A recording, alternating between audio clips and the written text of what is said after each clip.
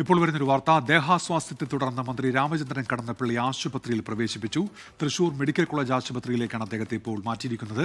സൂരജ് സജ്ജിയുണ്ട് തൃശൂരിൽ നിന്ന്. സൂരജ്, അദ്ദേഹത്തിന്റെ ആരോഗ്യനില എങ്ങനെയാണ്? എന്തൊക്കെയാണ് വിവരങ്ങൾ സൂരജ്?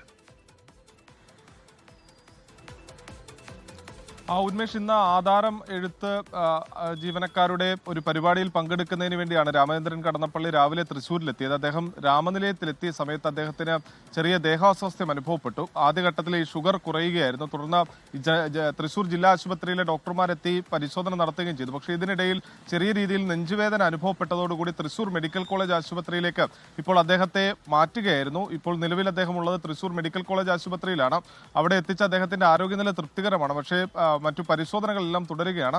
ദേഹാസ്വാസ്ഥ്യത്തോടൊപ്പം ഇദ്ദേഹത്തിന് ചെറിയ നെഞ്ചുവേദന കൂടി അനുഭവപ്പെട്ടിട്ടുണ്ട് എന്നുള്ളതാണ് ആശുപത്രി അധികൃതരിൽ നിന്ന് നമുക്ക് ലഭിക്കുന്ന വിവരം. എന്തായാലും ആശങ്കപ്പെടേണ്ട സാഹചര്യമില്ല. നിലവിൽ ആരോഗ്യനില തൃപ്തികരമാണ് എന്നുള്ളതാണ് ആശുപത്രിയിൽ നിന്ന് നമുക്ക് ലഭിക്കുന്ന വിവരം. ഉന്മേഷ്, ശരി. സൂരജ് സജ്ജിയാണ് തൃശൂരിൽ നിന്ന് വിവരങ്ങൾ നൽകിയത്. ലോകത്തെവിടെയായാലും ഏത് സമയത്തും 24 വാർത്തകളും ഓഗ്മെന്റഡ് റിയാലിറ്റി പാക്കേജുകളും എക്സ്പ്ലെയിനറുകളും വിശദമായി കാണാൻ ഞങ്ങളുടെ യൂട്യൂബ് ചാനൽ നിങ്ങൾക്ക് സബ്സ്ക്രൈബ് ചെയ്യാം.